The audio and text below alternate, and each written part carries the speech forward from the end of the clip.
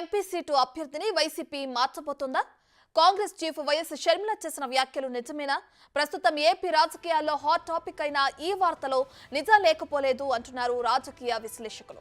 YS Sharmila Kadapa అభ్యర్థిగా రంగంలోకి దిగిన తర్వాత అనూహ్య పరిణామాలు చోటు చేసుకున్న నేపథ్యంలో సీఎం జగన్ అవినాష్ అభ్యర్థిత్వాన్ని మార్చాలనే ఆలోచనకు వచ్చినట్లు తెలిసిందే. ఇక అక్కా చెల్లెలు షర్మిల, సునీత ఇరువురు ప్రచారంలో వివేక హత్య కేసును ప్రస్తావిస్తుండటంతో వైసీపీ ఇరకాటంలో పడింది. ఇక ఈ పరిస్థితులకు చెక్ పెట్టేందుకు అవినాష్ స్థానంలో వైద్యుడైన అభిషేక్ రెడ్డిని రంగంలోకి దించాలని వైసీపీ దాదాపు నిర్ణయం తీసుకుందని తెలుస్తోంది.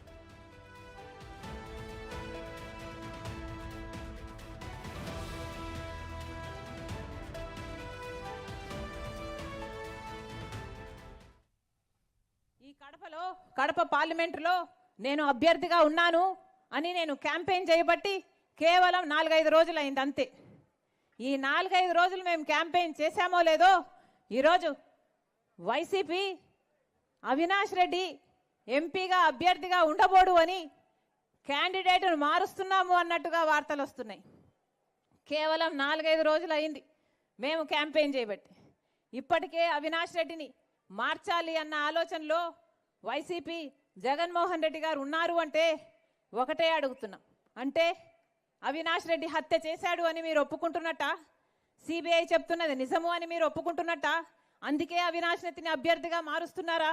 ప్రజలు నమ్ముతున్నారు, ప్రజలు ఓట్లేయరు, ఆయన ఓడిపోతాడు అని మీకు నమ్మకం కుదిరింది కాబట్టే ఈరోజు అవినాష్ రెడ్డిని మారుస్తున్నారా అని జగన్మోహన్ రెడ్డి గారిని సమాధానం అడుగుతున్నాం.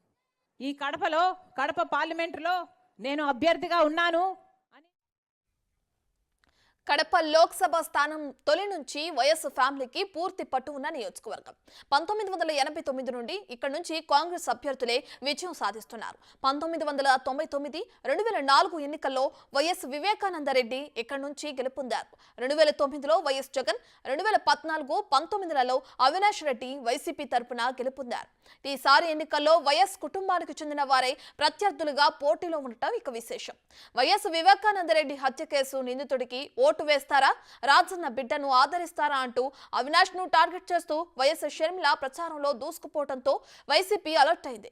ప్రతిపక్ష పార్టీల నుంచి కన్నా కుటుంబ సభ్యుల నుంచే వైసీపీకి ఎదురుదెబ్బ తగిలే పరిస్థితుల కారణంగా ఇక్కడ దిద్దుబాటు చర్యలు తప్పనిసరైందని అంటున్నారు.